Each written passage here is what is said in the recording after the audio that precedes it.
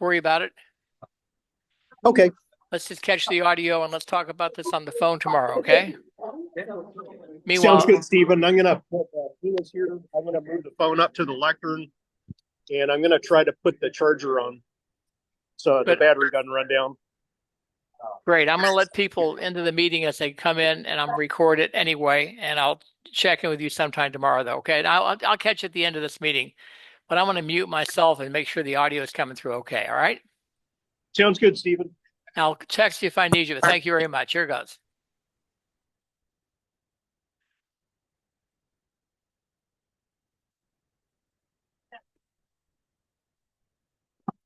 Do you have like a piece of wood or something we could put this thing on? Like a square or something?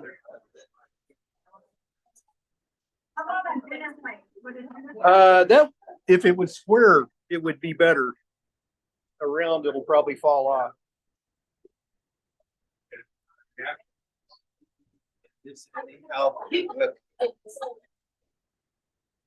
Well, I need what I'm trying to do is to put the phone up like that. It's like a, I've got the connection. Yeah, I think I do. Okay, it's on charger. So, I just need something to hold it right here. Want it to be way up there. Yep. Yeah, and black voting.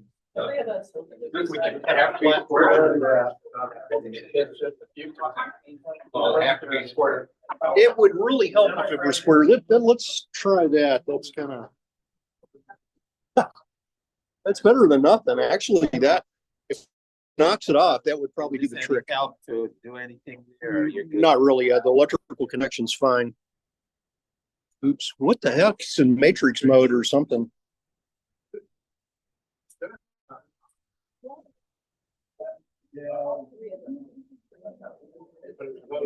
Hey, Steven, you still there?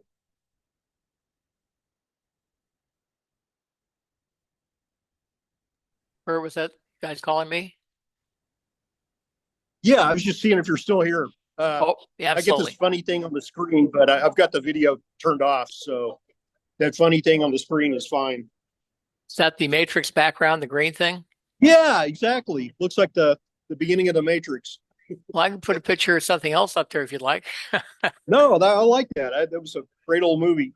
Let's just, otherwise I have a background picture of Mary Clare running for the house. Yeah, that's fine. But I think I'll just leave this for now, but I'll mute myself. I'll check in, but it is recording, just so you know. Okay. Start hollering if we lose you or something. We'll have to periodically check. Well, what I'll do is I'll text you on your phone direct. Well, wait, you don't have your phone. You have it up there. Well, we'll just,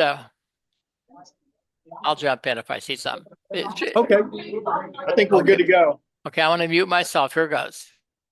Sounds good, Stephen. Good. Yeah, go ahead. Hear ye, hear ye.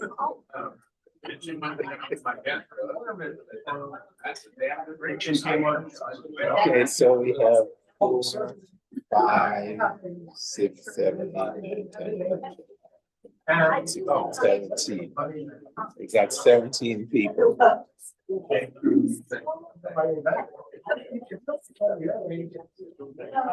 There's still more.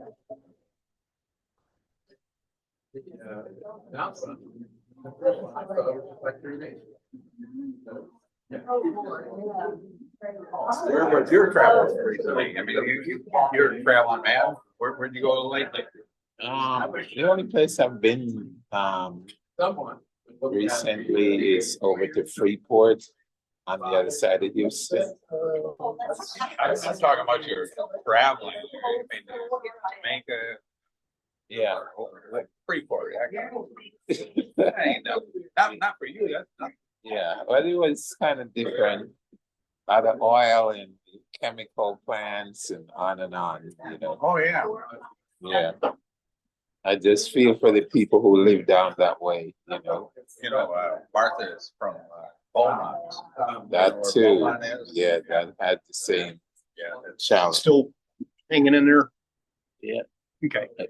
Is Got he the matrix on the screen? Oh, so he can hear us and all I that. couldn't get the camera working. Okay. If you got some ideas, I Well, couldn't enable the darn camera. No, we don't have to worry about the Right, camera. we're gonna get the sound on. Yeah, the sound is good enough. Yeah, We'll get the straightened out by next time. yeah, people are coming. So I give it what, 5 more minutes? Oh, okay. Yeah. Oh, get my dessert. All right, yes, sir. Well, you can, Scott.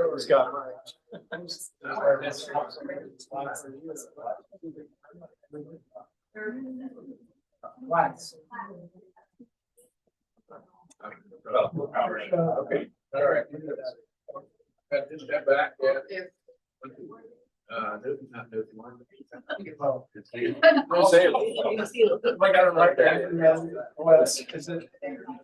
We have to use that. Have to use Oh, this. okay. That's fine. That's funny.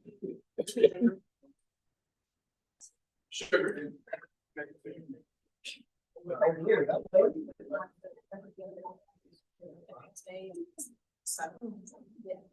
So I guess David left already. Yes. All right. Thank you. I should go over the crowds. Good evening, everyone. Can you hear me? Welcome and thanks for coming out. I know the weather got a little scary, so maybe not as many people felt like chancing it. It's the end of the year and the board elections are coming up. So as per Robert's rule, we must give 30 days notice. So today's the 16th, so next time we show back up here will be 30 days. All right, and keep in mind only paid members can vote. So if you come to the meeting, which is fine, and you're not a paid member, then probably you cannot vote. All right, so as of now, membership dues and donations are coming in, and so just keep that in mind. Oh. You paid dues tonight. Yeah, Patricia will take it from you. Gladly. Yeah, any questions on the dues? I would want to know if they remember. I think I am, but. Okay, well, if you're not sure, she has the application form. You just fill it out and pay your dues and you're good. Right, I've already done that. Okay. How would I fill it out? I'll call the treasurer. I already found here tonight. Okay, so for 2025, if you haven't paid any dues that is slated for 2025, then it's due now. All right. Any further question on that? All right, so moving right along.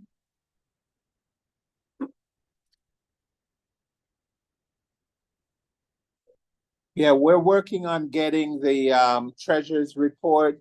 I have not seen one in a while, so we're gonna be talking to the treasurer, Stephen, and see if we could get that.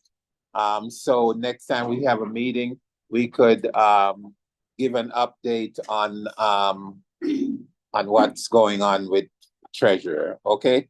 Go ahead. How many paid members do we have in 2024? The treasurer is not here, so I don't know. Maybe we don't know. Yeah. Stephen Zedko. Yeah. Yeah. So, I've not heard that, and I come here frequently, and I think people would like to know. So therefore, I felt at the last meeting we had that it's important to let people know. What does this organization use money for? I think primarily to help candidates who ask for it and who are needing it. So that's primarily it, because we don't hardly have any other expenses. We've talked about having those banners, the pull-up banners, and have one at the door and one up here, which, you know, I think it would be reasonable to get that. So that's something we'll work on. And Website hosting. I don't know what that Yeah, costs. yeah. Yeah, they do. Yeah, they do. That's correct. Because for the website, they do pay for that. And I'm not sure the post box, who pays for it and how all that goes, but I hope to find out as well, so everybody's informed. Yeah, Someone paying attention to the past, to the what, sir? the political action committee. Big, big. Cause there's some signs here in late. Annual filings. Oh, more than annual. Oh, no, you're talking about filing for our club. Yeah, Actually, the club is packed. yeah. Do we have a pack? It is. I think, see, you should have a financial officer and a treasurer. The financial officer is on the file. And I know I am used to hear her talk about it, but. It used to be Terry in years past. Oh, well, yeah, Terry was the treasurer. But He's treasurer of the past as well. yeah, but I know of this to be a club. I didn't know there was a separate pack from the club. But that's something I need to find out to let everyone know, you know, because I think that's important. All right. We're good up until now. At least I think it's due in spring, the annual file. Yeah, and Stephen tells me he files all the paperwork with the state, and so he said we're current, because he has been doing it. But, you know, I have no proof of it. I just have to take his word. So that's why maybe an audit is in line coming up, you know, so we have a good, do you have a question? Yes, if we want to pay our 2025 dues, but don't have money with us tonight, how do we submit dues in between now and the next week? You can send it to me, but Barbara, didn't you pay last month? I don't remember. Add me to the list of needs to know when they're not remember. Well, I don't think I paid. Okay. But that's a good question for everyone. So you could give your address and they send it to you. Write it down right now. Is it, if we go online, is there a clip that we can go on? Right and pay now, by we're credit card? not the administrator right now. We're trying to. So we don't really know. I don't think so. Things are gonna change. That you could pay So to online. keep it reliable, go ahead and send it to me, so I'll just do a receipt. And my address is 3010 Squires Wood, S like sugar, Q, U, I, R, E, S like sugar, W, O, O, E like dog, Drive, Squires Drive, Carrollton, Texas.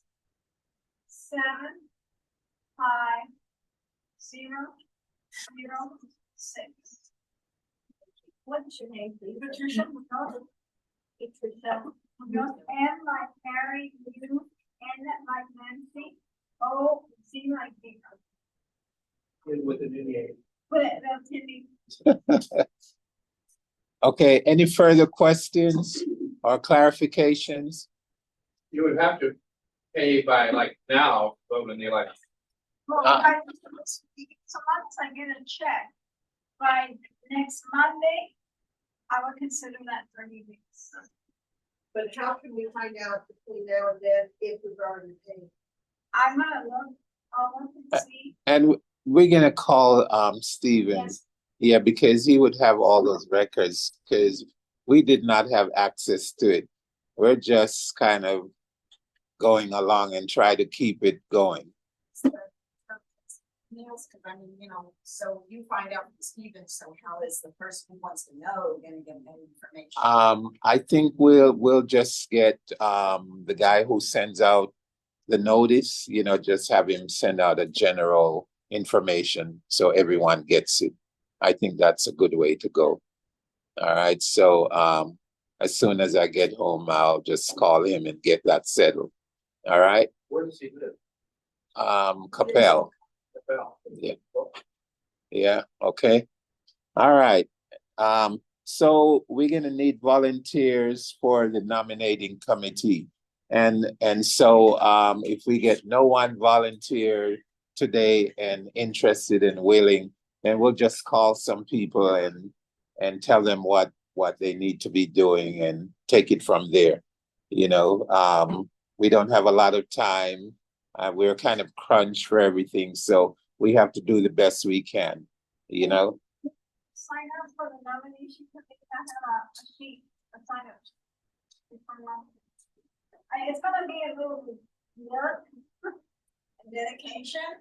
But we can do this. Anyone that wants to sign up, but you do have to be a paid member to do it. Okay, come up after the meeting, you can sign up. All right, so she's Patricia, after the meeting, if you're interested in being on the nominating committee. All right, let's move along. Our speaker today is the esteemed and honorable Judge Tina Clinton. She's the judge for the criminal court number 1, correct? All right. And she has been with us several times now, and she will do her presentation followed by Q&A. So a rousing welcome for Judge Tina Clinton. And she also got voted back in, which is a big deal. We love her and we care about her. Yes. Is there someone there? Yeah, they could hear you from there. Okay. So can I ask, is it recorded or are they just listening? They're just listening. Got it. Yeah. Okay. All right. Yeah. All right. I'm trying to test the mic. Good? Good? Okay. Excellent. So I know that someone's online. I'm trying to make sure that I don't pull this in an awkward position.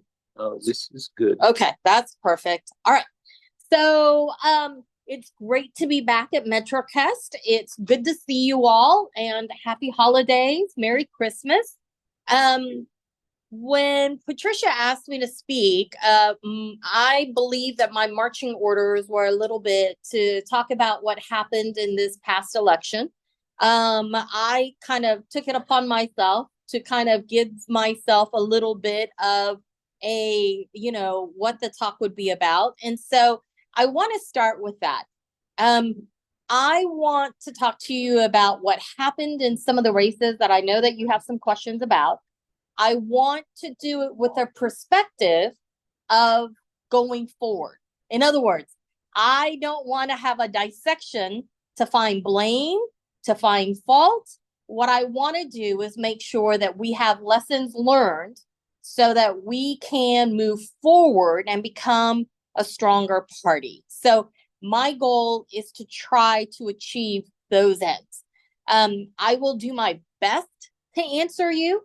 I do not have all the answers. I can tell you what I did. I cannot tell you what everyone did in their individual races. I can tell you what I believe some of the factors were. I can tell you the differences in the races to a certain degree on a very superficial level.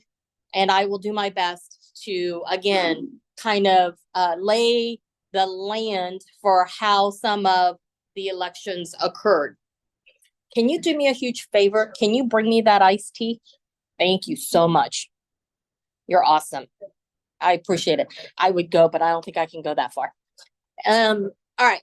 So let me start by saying that my current court is Criminal District Court number 1. It is a criminal felony district court, and I am on that court until December the 31st of this year. On midnight of January the 1st or December the 31st, however you see that midnight hour, the early morning hours of January the 1st, I will be sworn in to the 5th District Court of Appeals, place 9. The 5th District Court of Appeals has 6 counties. It has Dallas, Collin, Kaufman, Rockwall, Hunt, and Grayson counties. The only blue county in those 6 counties that I just listed is Dallas County. Just to give you a little bit of historical information, the 5th District Court of Appeals was entirely Republican until 2018. It has been entirely Republican for 25, 30 years. And that is 13 benches on the 5th District Court of Appeals, 1 chief, 12 justices, and that makes up the 5th District Court of Appeals. What the Court of Appeals does is it reviews the trial courts for whatever complaints, errors that the litigants wish to raise. So when you go to a trial court, if one party loses, they have the right to take it up to the 5th District Court of Appeals, except for in a handful of situations where that litigation will go somewhere else. For example, in death penalty cases, it goes straight to the Court of Criminal Appeals, which is 1 court higher.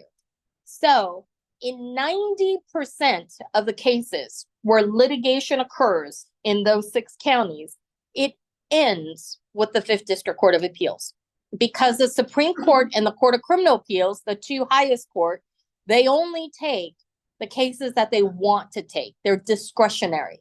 But the 5th District Court of Appeals is a mandatory court. In other words, you're entitled to 1 appeal, and the 1 appeal happens in that intermediary court that we call in those 6 counties, the 5th District Court of Appeals.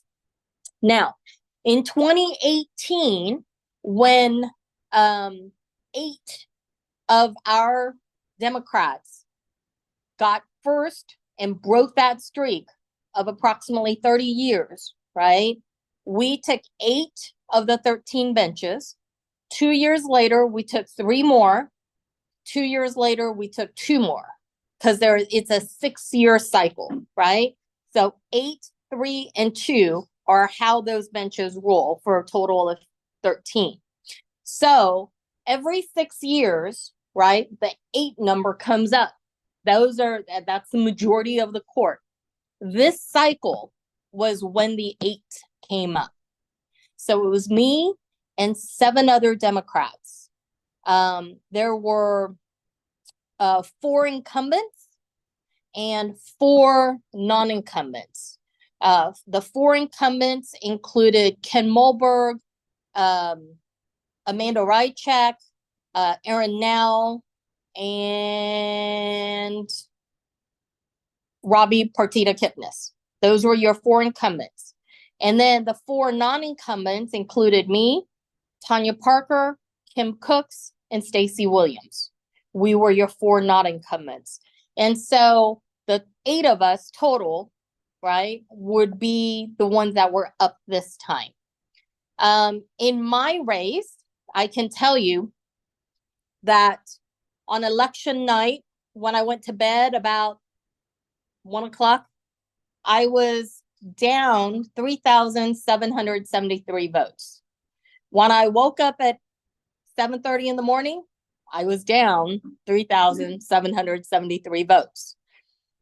By Wednesday, about 1 or 2 o'clock in the afternoon, I was down by 1,514 votes.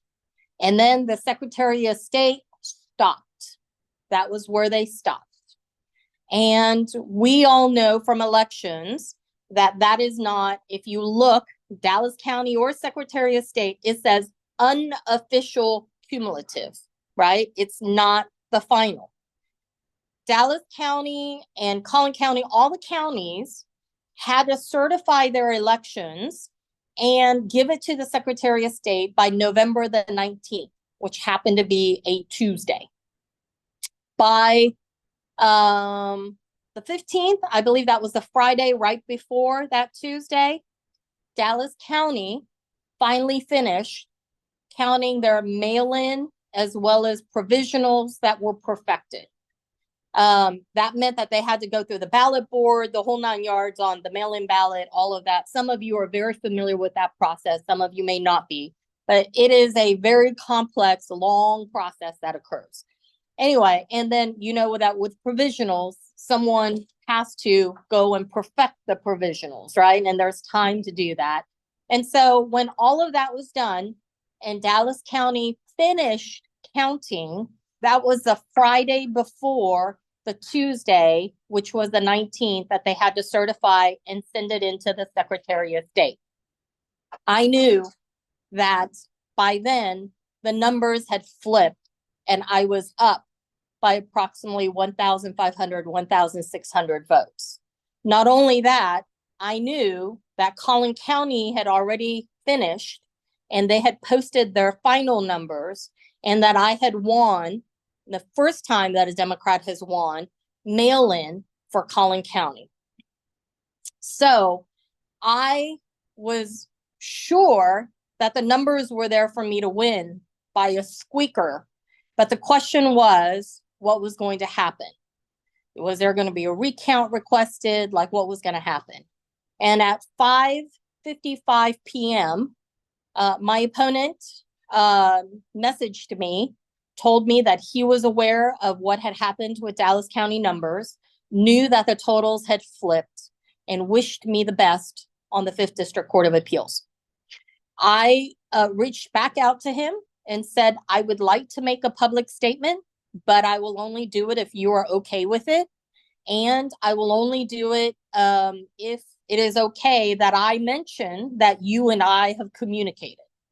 And 10 minutes later, he messaged me back and said, sure, not a problem, best wishes. And so I knew before the Secretary of State updated their numbers that I was up by almost approximately pretty close to the same number that I was down. Hunt County and Grayson County does not publish their numbers online. And I knew that because their numbers had to be finalized, that there might be a slight discrepancy that's caused by those two counties, but not enough to overturn those numbers that I just talked about. When the Secretary of State finally updated their numbers and they posted the cumulative total, right, the final total, I was up by 1,596, right? So slightly above the number that he had been when they stopped counting online, even though they were counting, obviously. The final canvass by the state has been done. It was done last week. And so what we are waiting for now, obviously, is to be sworn in and to do all the logistics that it requires for me to wind down one court and wind up another court. So if you look at the totals, Mandy Rychek was right behind me. I think she was close to 3,000 votes away. That's it.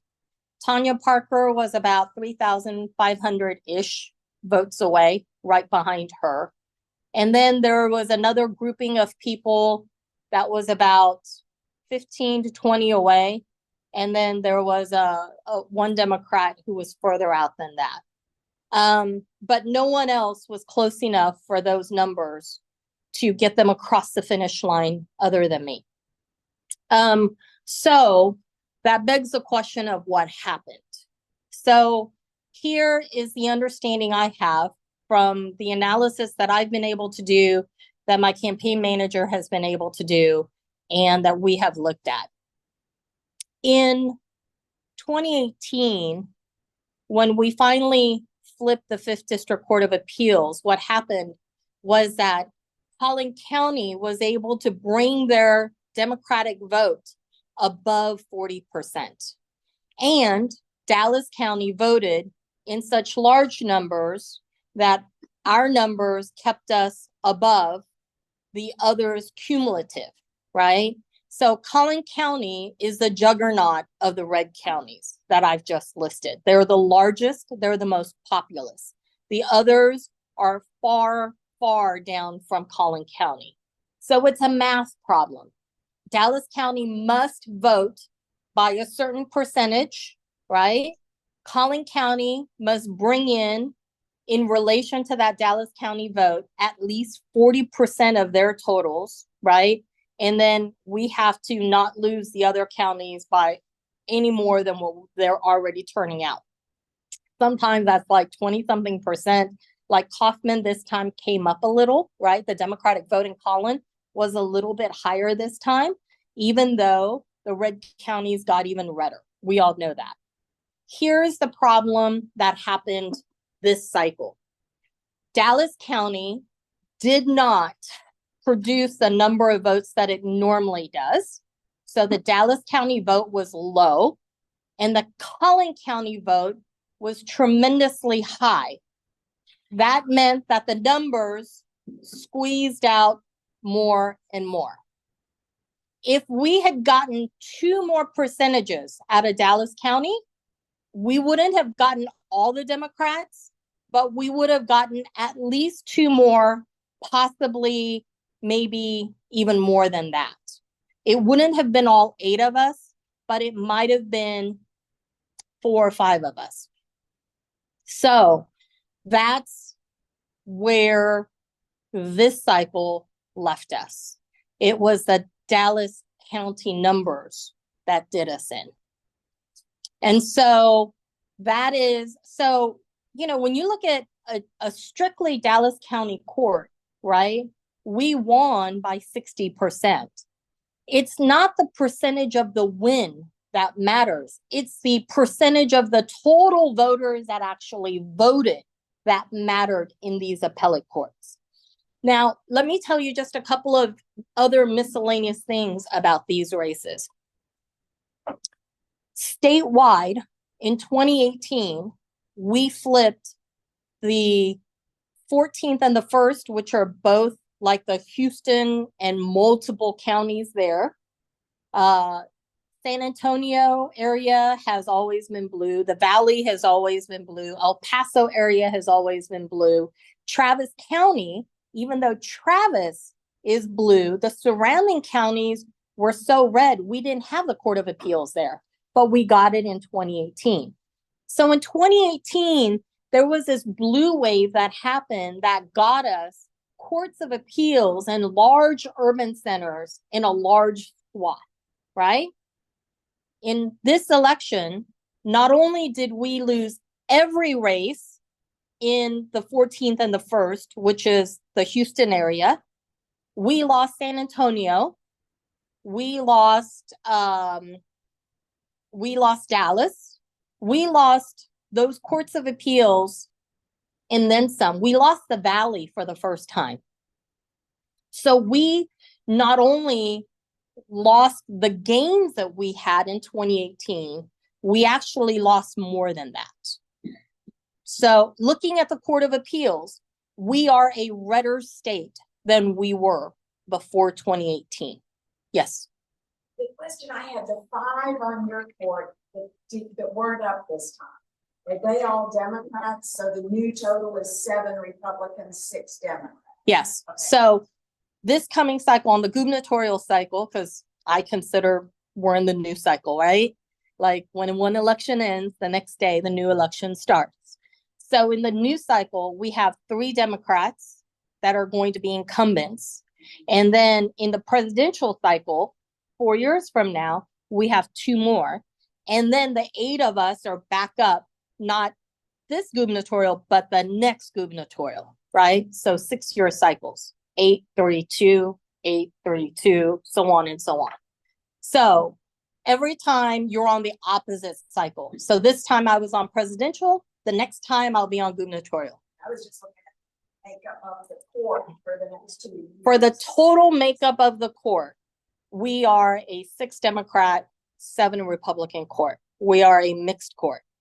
That being said, some of the things that I want to let you know is that one of the factors not only was this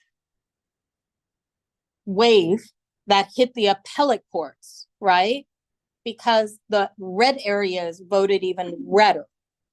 But in addition to that, about, I want to say the end of September, early October, this PAC started running.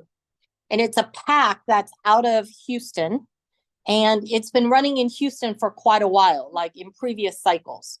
It is a PAC that calls themselves a Fair Justice PAC or something like that. And it criticizes Democratic judges. You might have seen something. They said Fort Worth and Dallas are pretty close to each other. What's the difference? Why is crime in Dallas higher et cetera, et cetera. It's because Democratic judges. Okay, that was a Republican PAC. And even though they talked about crime, this PAC has nothing to do with crime. The people who fund this PAC are oil companies, gambling people, and Elon Musk. And that's who funded this PAC. And it had over $11 million that they could fund all over the state. And they started running this PAC. I will tell you that we don't have the money to fight an $11 million PAC with money. We have to fight them in a different way.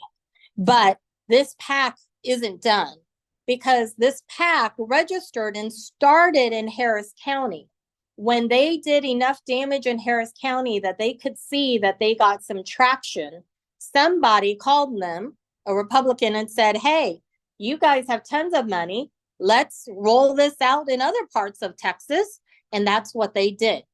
And they achieved their end because now in these intermediary courts, right, you have people who believe in the corporate power versus everyday people that they should have just as much of a fair hearing. And so they want who they want on these courts. And they were able to purchase what they wanted with $11 million all across the state because of the justices who had gotten put in that equalized the courts for everyone got wiped out like trees bending to a tornado, just wiped out. And so what does that mean for us in the future? You have 3 justices coming up. You have 2 after that in the cycle beyond that.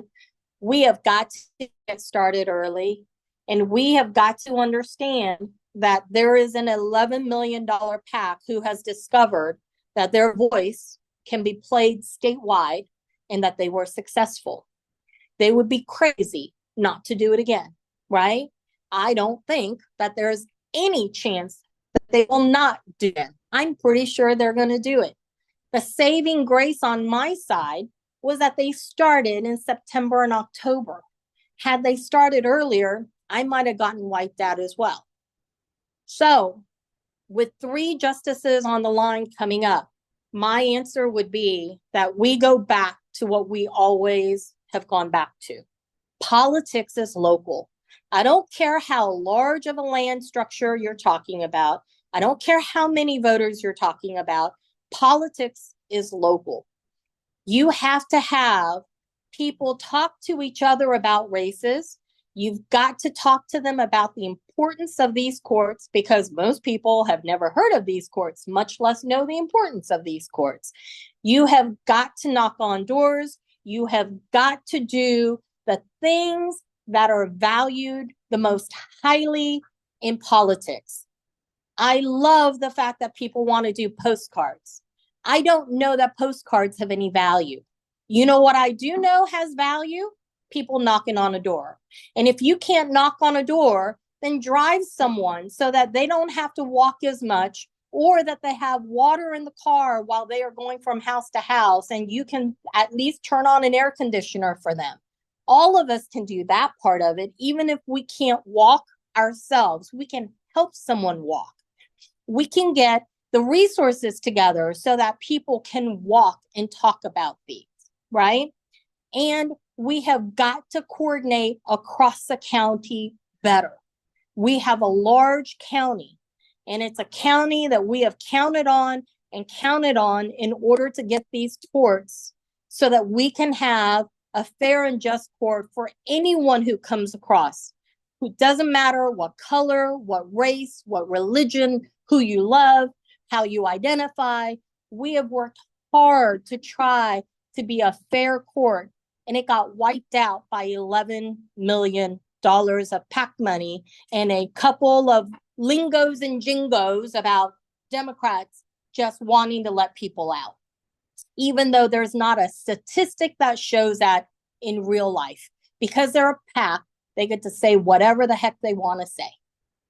So we have got to start early. We've got to go back to what we know how to do. And we have got to remember that just because Dallas is still blue, it does not mean that they can't chip away so much that even Dallas County's numbers are in jeopardy. Because presidential cycle is different than a gubernatorial cycle. Gubernatorial cycle margins are always smaller. And if we don't look at the margins and know that they're going to run some of these and it's going to hurt some of our local people as well, then we're not seeing what happened in this last cycle. Those PACs, right? We can't respond with the same amount of money. We just can't. So we have to do something other than just merely spend money. We've got to talk. We've got to knock. We've got to organize. Our precinct chairs have got to send out precinct information to their communities to let them know who, how, when. We have got to, as a party, figure out how we get back to the base voters, and we have got to encourage our base voters to get out and vote. You and I know that we have the votes in this state to win seats, even statewide.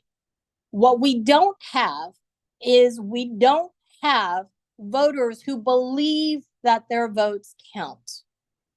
This race of over 1.5 million people was won by 1,594 people. You may think that in a race with 6 counties that door knocking didn't work. Door knocking absolutely worked in this race. Because until the vote totals are in, how do you know if it's going to be a blowout or a close race? You don't. And you can't walk the number of doors that you need to when you just think that you're in trouble, because it's too late by then. You've got to start and do the work, regardless of whether you think it's a favorable year or whether you think it's going to be a hard year. And then when and if it's a hard year, the work has been done and it yields fruit, right? That's how we have to work.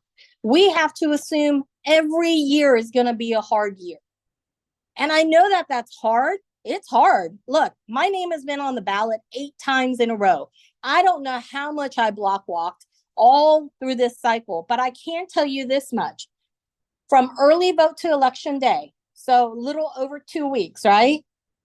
My team, my volunteers, the ones who know how to block walk, that have block walked for me year after year after year after year. A group of about 5 of us block walked over 3,500 doors in 2 weeks. 3,500 doors in 2 weeks. I won by 1,596 votes. It is the gold standard of campaigning, is to block walk.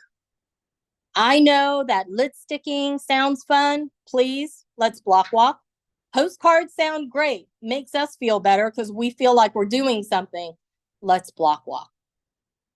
Let's do what actually is going to yield something, not just make us feel better. You know what makes me feel better, friends? Winning. Winning. That's what makes me feel better. I can be tired as the day is long, but if I win at the end of it, I feel great. So let's do what we know is going to yield an election win. Let's go back to the basics. It's what we've always known. It's what yields a win in an election. All right. How can I answer questions? Paul? When it comes to block walking, what was your target audience? Who did you? I assume you don't go just down the block and knock on the door. So I have to, this is a perfect time for me to mention this. I did not win by myself. I really didn't. All the work that my colleagues did, all the work that my campaign manager, campaign team did, all the work that my volunteers did along with me, That's how the campaign won, right? I just happen to be the easy face of the campaign, but behind me is a treasure trove of people that, God bless them, put in so much time and effort. The way that I target is that I let my campaign do it. Jeff and Zach made sure that, a person, the way that van kind of quantifies a person from 100 all the way on down, we targeted 60 and above. And so I was not looking to persuade anyone. That was not my target. Let me say that again.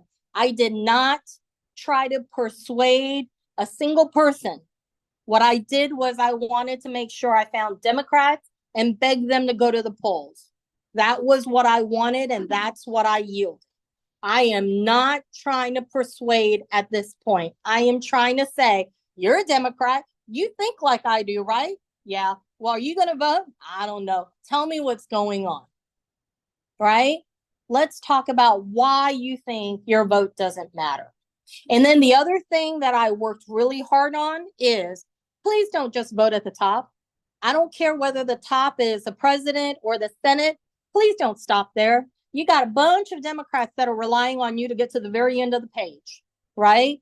So there were two things that I was doing. I was identifying Democrats. They already believe the same way I do, and then asking them to vote all the way to the bottom, right? And that was what I was looking for. And so when I block walk, those were the two aims that I had, right? If they wanted to ask something about me, because I'm the one at the door, I had my own individual literature. I made sure I gave it to them. I talked to them about my race. But before I leave that door, I'm always going to say, and please vote for every Democrat, right? I've been trained well. Yes, ma'am. That's a great strategy for 2024. But if we're starting early and we're going, precincts in 2025, when we're not getting out the vote yet, should we expand to some of those undecideds in addition to the Democrats? So let me tell you how I'm going to answer that question. Expanding is always wonderful if you have the time and the energy. But here's what expanding should never be. It should never be at the expense of our hardcore, should always be voting base Democrats, right? And here's the thing. We have enough Democrats. We just aren't getting their votes out. So is it easier to go knock on a door of someone who may really not be very nice and therefore burn through you or your volunteers until you're about to put your hair on fire? Or is it better for you, mental health wise and longevity wise, to go knock on a door of a Democrat and they go, yep, we're family. And I go, okay, I'm going to need you to vote. And I know that maybe that's not on your priority, but maybe I can take you to go vote. Maybe I can remind you to go vote. Maybe we can make this into a fun thing and we can have a party after we vote. That's how we make sure that our volunteers don't burn out, that you don't burn out, and we actually achieve our ends, right? I don't want anyone in this room to feel like they're in danger or that they burn out from doing this, because I need y'all for the long run, right? Not the short run. But what you described though is the strength finders, play to your strengths, not try to develop compensation for the weak point. It's just go to the strengths. That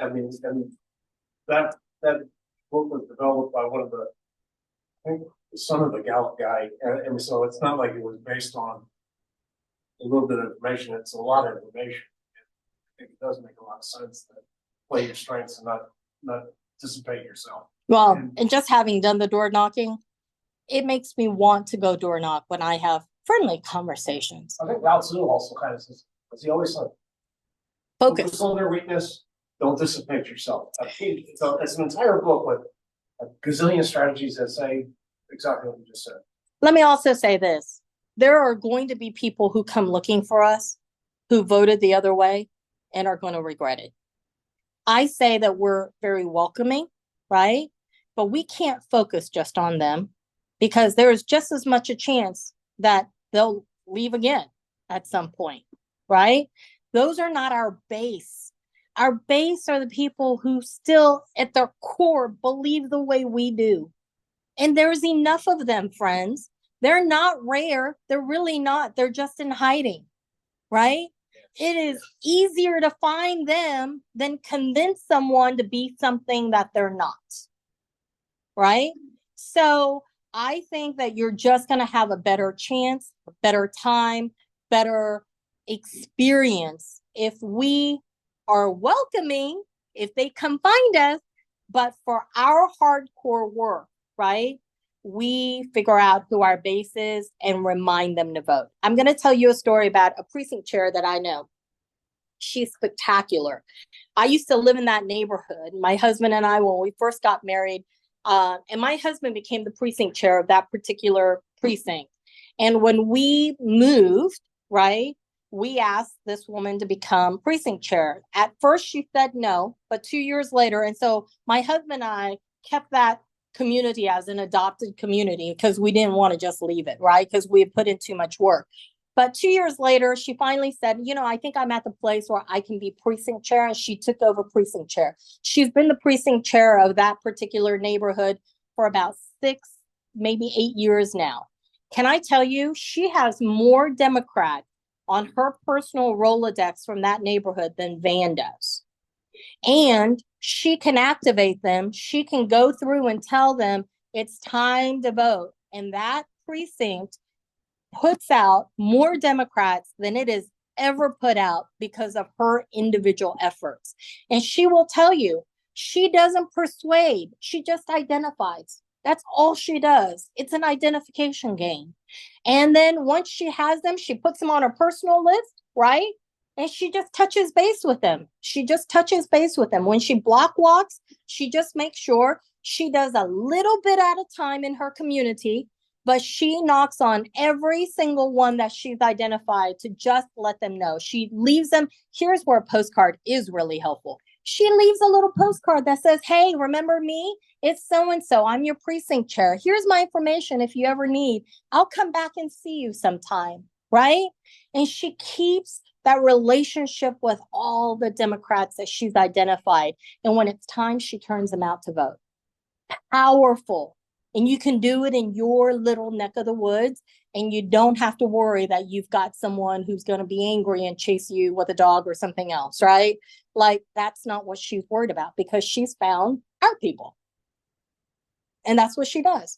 And that's what I'm asking of all of us. Like, I don't need you to go work some other community. I need you to work your communities. I need you to work your neighborhoods. I need you to find people, identify them, right? And, you know, part of that means every now and then wearing something that's overtly Democrat. Someone's going to look at you and go, nice hat. And you're going to go, hey, where do you live, right? It's an identification process. That's what we need. And if you need help, you need resources, that's when the county party ought to be able to chip in. That's when campaigns ought to be able to help, because once you do the identification, then I ought to be coming up behind you, knocking on their doors and saying, hi, my name's Tina, and I'm running, and I need your help, and tell me what I can answer for you, right? And you'd be amazed. Like, it is so wonderful when they are excited and you get excited and we all get excited, and it's contagious because by working people and making them feel that their vote matters, you will automatically cause them to talk to other people, which is better than you just finding new people. Then you've got more people finding new people because that's contagious. And that's how we make sure we defeat an $11 million PAC. I wanted to ask all of you who are precinct chairs, raise your hand.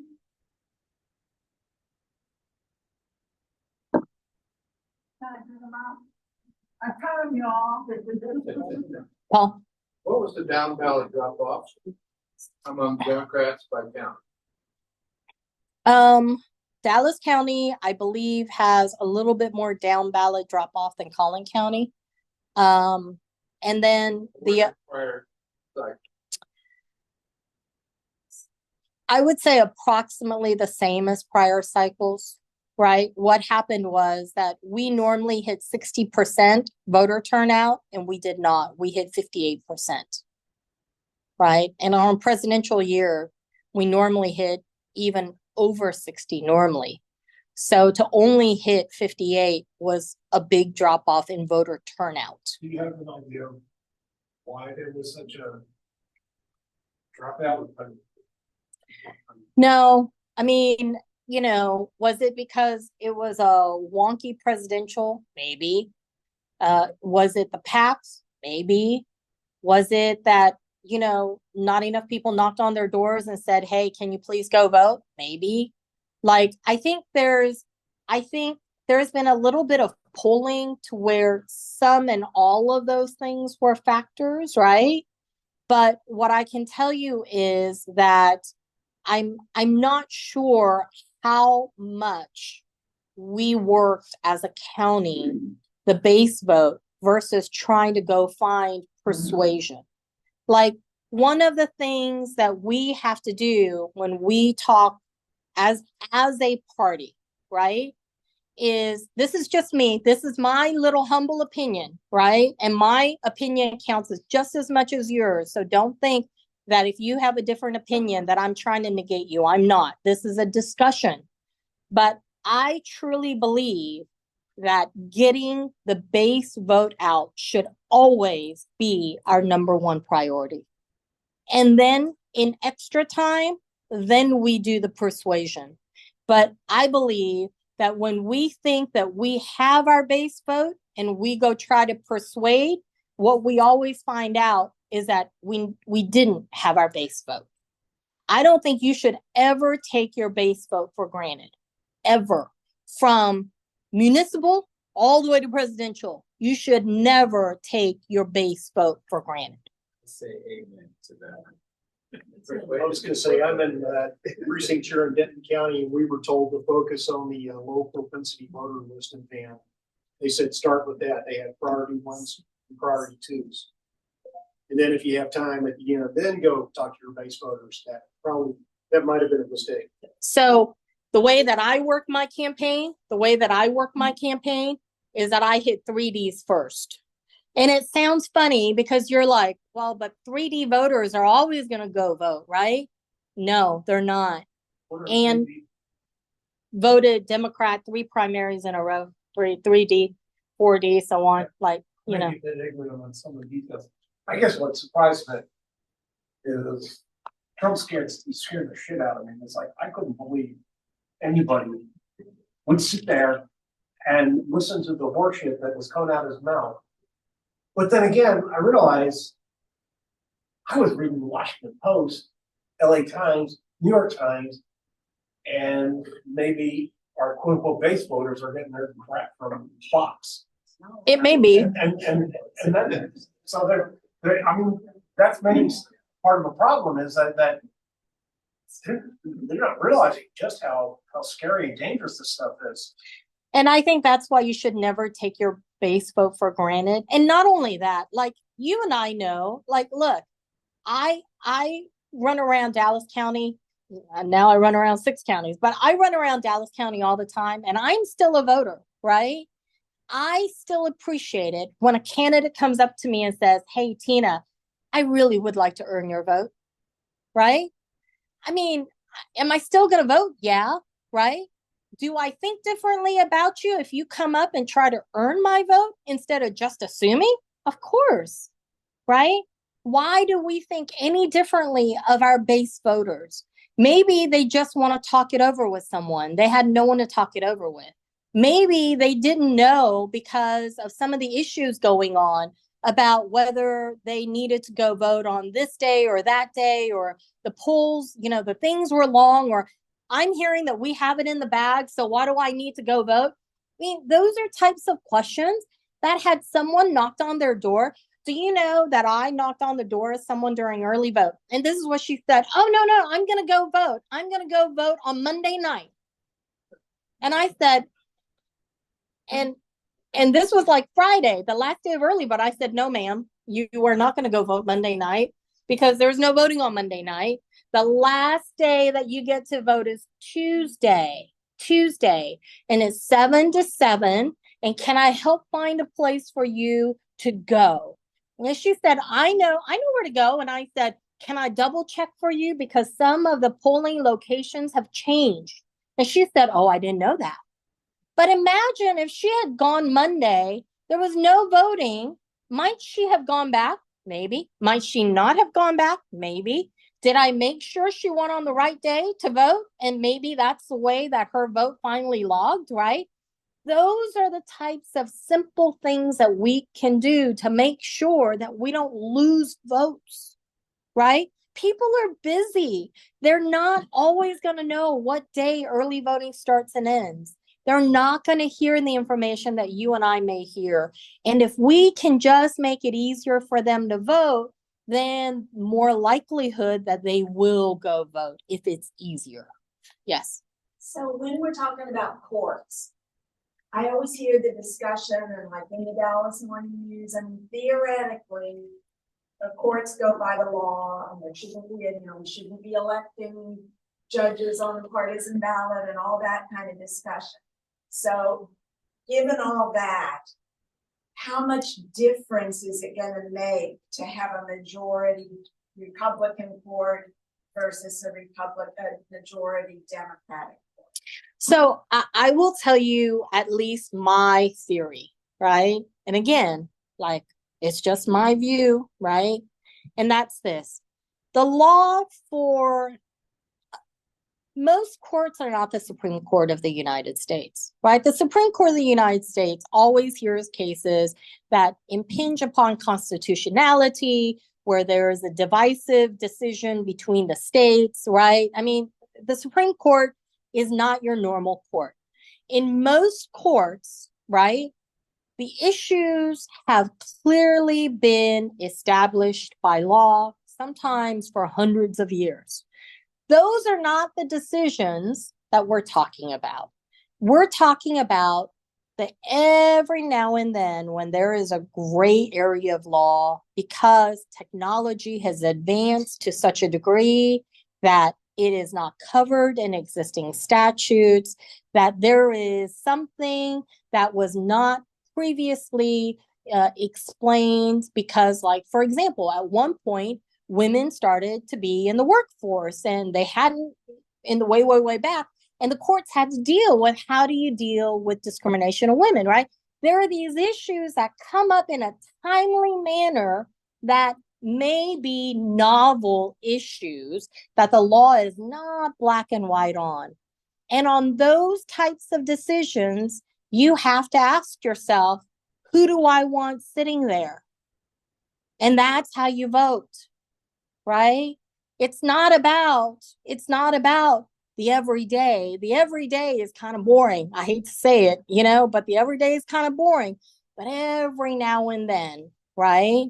There's something that happens in government, and the person that is in that elected position has the discernment availability to make a decision that impacts, in the 5th district, 4.4 million people, right? And those are the moments that you go, right?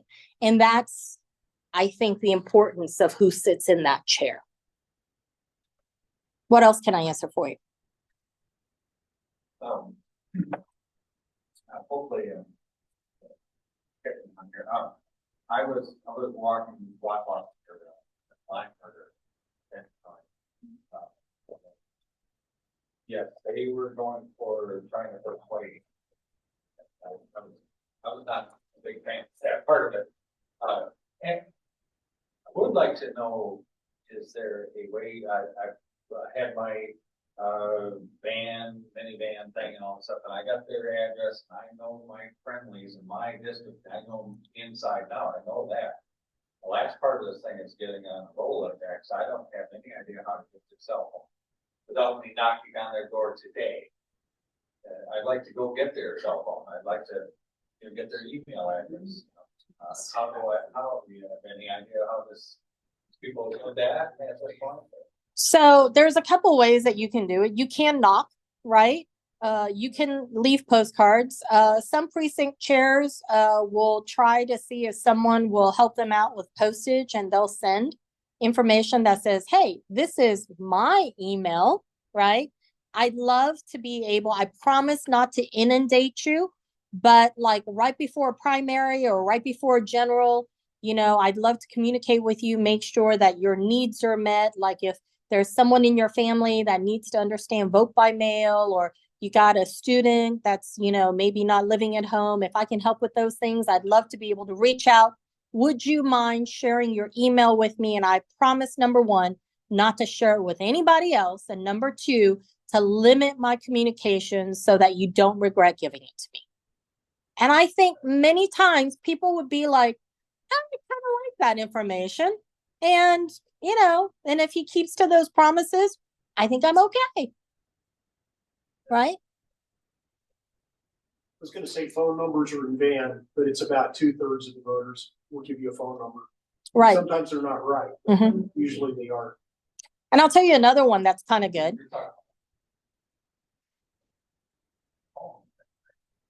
Well, if you get the van list, the full van list, but I think it's a minivan too. It's in van. It's in van and in minivan. Minivan is just a digital version of van. The other thing that you can do this, use your electeds, have them walk your neighborhood, and then get them to collect, right? Because they can say, hey, I'd love to like have your information and maybe tell you when I'm having an event, right? And then get the electeds or whoever it is, like maybe it's just like the county Democratic chair, right? Let me tell you when we're going to have an event, and or a candidate, and then share that information, have them share with you. Like there are times when I know certain precinct chairs are very, very active in that particular community. I will say, hey, can we walk together? Right? Because you're familiar with your people. So they'll open the door because it's not just a stranger, right? And then I can do all the talking. And if I can collect an email, then I'll just share it with you and it's in your Rolodex. So that's another way to do it. Yeah. Believe it or not, I have a round one that I really love and I'm not giving it up. Voting by mail, a lot of people request, their information and they get it. And then because the media is inundated with, they do all this nonsense that probably isn't real. So then what they do, either throw it away or just leave it in their house and show up to vote. And that ties up. That's a problem. That's a provisional, right? So in my campaign manager, Jeff Dalton, had a vote by mail program that was spearheaded. And not only did we make sure that they got a ballot, but we followed up on it. And we called the people that we knew had requested it so that if they had any questions about, but I want to go in person, okay, then here's what you do. Or if they say, I'm going to actually do this, they'll say, okay, here's the deadline for you to get this done, right? And so they answered questions and we had live callers do that. But, it's because we had significant enough people that we could actually get sort of that work done. But we do need to have a robust vote by mail program. It's something that the county does need to look at, because some of you that were around longer will remember when Pete Sessions was here before Colin Allred beat him. Pete Sessions was in charge of the vote by mail for the Republicans, and it was a huge program. It was a very robust program. Since Pete Sessions has gone away, we've been able to catch up. My vote by mail in Dallas County numbers, it was, I won every two for every one that they won. Those numbers were humongously significant in that 1,590 94 ballots. And so that sort of work is more technical, but it's something that if you're walking and you know that someone needs that, right? Once we identify them, then we can actually, you don't have to be in their neighborhood to help them, and remind them. That's something that we can do with phones. That is something that we can do, not necessarily at their front door. So just identifying that they need that they're a vote by mail person, like that helps us tremendously, just to know that. A few years back, talked to a list broker, and the idea was to get, this was for new voters that moved into the area of interest. I mean, they would guarantee the phone number, and for an extra fee, they would guarantee the email address. Mhm. And if either one was wrong, you didn't pay for it. Which I thought was a pretty good deal. The problem was it had like a $4,000 minimum. Oof. And I was looking at Farmers Branch. Right. But I talked to a number of precinct chairs and said, if I include your precinct, even if it's elsewhere, would you use this? And no one was interested. Wow. I was willing to pay the minimum. But I knew I didn't have the resources to use all that information. And right. The fact that it was guaranteed, I mean, you got your money back. Right. It's bad. And what could be a better deal? That's interesting. That's very interesting. Oh, I do want to mention something because this may come up for counties, right? Because it comes up in campaigns, and I just want you to know. I love block walking. I think paid block walkers are invaluable. Invaluable, because Dallas County is large and 6 counties is even larger. However, that being said, I have to let you know that a volunteer who understands and is willing to block walk, a volunteer is worth their gold more so than a paid walker. So when someone says, oh, but we have paid walkers, not the same, not the same. That's like saying the cafeteria lady is not the same as your mom cooking. It's not the same, not the same. So I need you to understand that you volunteering to work your precincts or somewhat help one of your precinct chairs work in their neighborhood as a volunteer is golden. Onto that, maybe it's a helpful tip. When I would do block walking, the first words out of my mouth this side after I introduced myself was, I live on Golfing Green. Like that's right. That's exactly right. Get a whole different reaction. Exactly right. And for those of you that have not block walked recently, Ring camera makes it really interesting. All the technology, you walk up and they go, you are being recorded. Those are the best words that I get because I go, hi. And then like I show them the thing and me and I leave a message on it. Like I have pre-prepared the ones that, that I'm leaving already signed. Right? I've already prepped them. So I have 2 groups. I have the group for the person who actually answers that has nothing written on it. And then I have another batch that already has my name and everything else. And what I do is I pull out the one and I sit there and let them see that it's me. And I leave it on the door because you know what? By golly, I'm going to get credit that I came to a door. Right?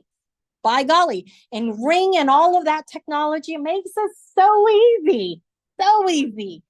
So if you walk and it's like, maybe not prime time because people are out in nice weather. So what? They have Ring camera. They know who you are. And you can even leave a message for some of them. And I'd sit there and go, hey, this is who I am. I've seen precinct chairs go, oh, I'm your precinct chair. I came by. And I just wanted to drop in and say hello, and here's my information. They figure out that it's you.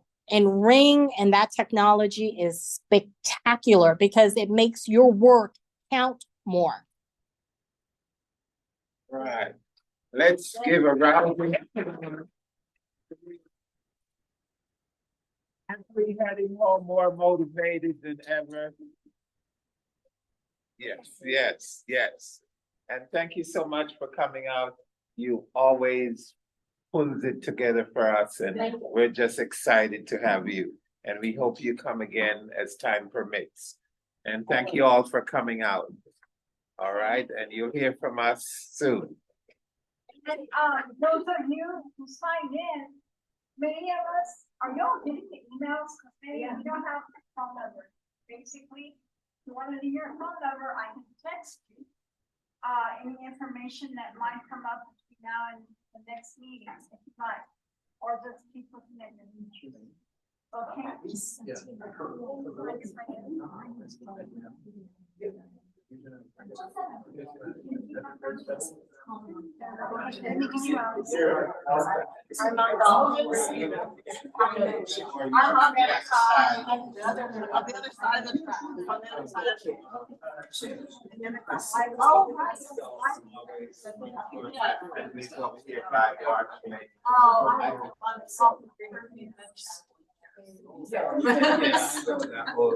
And my name is actually Mary Jane, my checks are covered.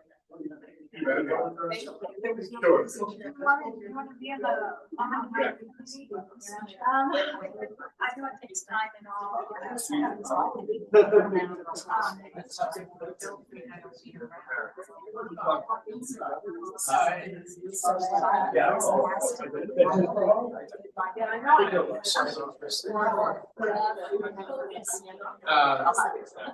Hey, Steven, you still there? Yes, I sure am. How you Okay, doing? meeting's pretty much over. I guess we'll go ahead and sign off.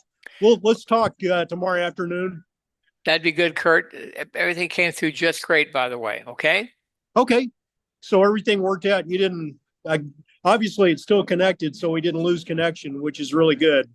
We had perfect audio and not Okay. much video. Picture of my screen. That was it. But no, it worked out fine. Okay, I'm- wonderful. Okay, great. I will give you a call tomorrow afternoon if I can. All right. Sounds good. Signing off. Take Thanks, care. Kurt. Take care. Bye. Thank you. Thank you, Thanks. Stephen. Horace, we'll talk tomorrow too. Okay. Yes, yes. Thank All right. you. Take care, Good night. gentlemen. Good Take night. care. Good guy.